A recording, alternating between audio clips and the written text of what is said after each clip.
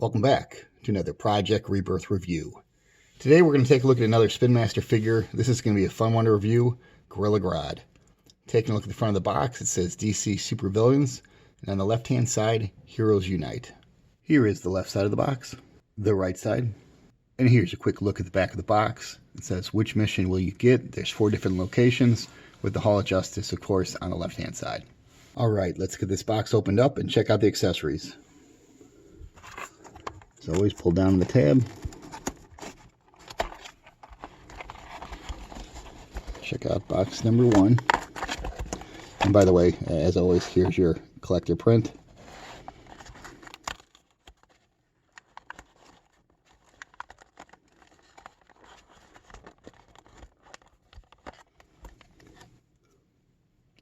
Very cool looking shield. And they did the handle right on this one.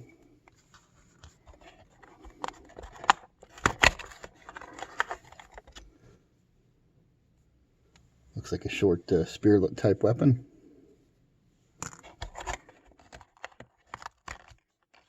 Oh, cool. And a mace. These are really great accessories. Here's a quick look at the insert that came in the packaging. And here's a look on the back side of the 4 missions. Number 1 is Hall of Justice Defense. Number 2, Metropolis Mayhem. Number 3, Legion of Doom Raid. And number 4, Watchtower Invasion. And here's Gorilla Grodd out of the box. And this is a really fun and cool looking figure. I feel like these Spin Master figures are just getting better and better. And this is a prime example. Let's take a 360 look.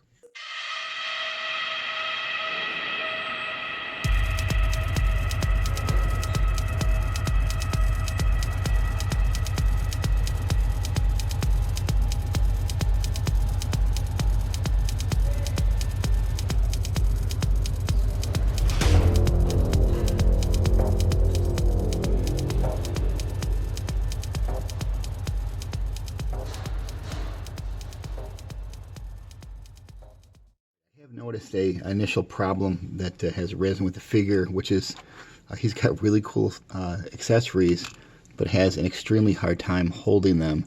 And the problem is, let's focus there, the way his thumb is bent in his hand makes it extremely difficult to hold any accessory.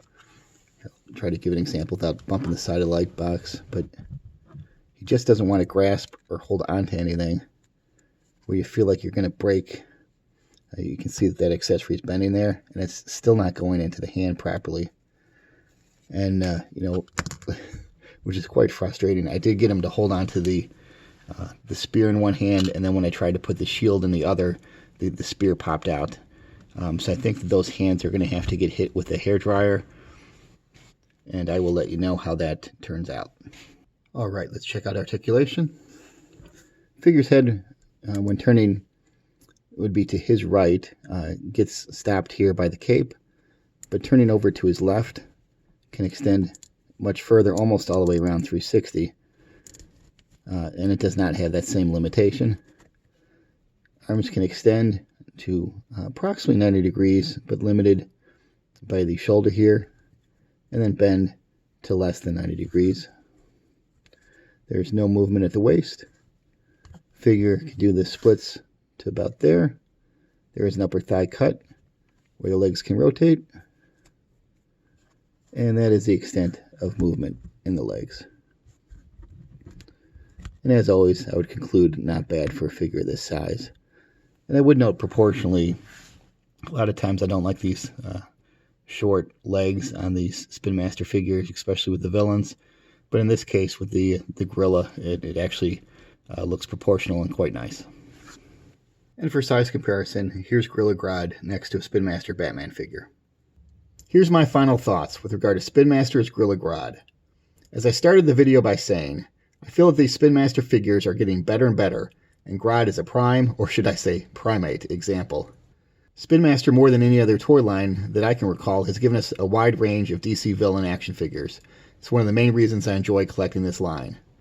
With regard to this figure, the paint and sculpt are excellent, and this figure photographs quite well.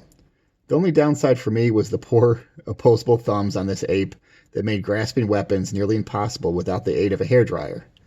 Now everybody knows that action figures are meant for adult collectors, but if someone was foolish enough to give this to a child, that child would likely break the accessories by trying to get them into Grodd's hands.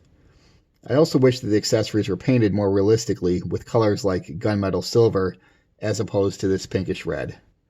But those are the only downsides to an otherwise excellent figure, so I would rate this 9.5 out of 10.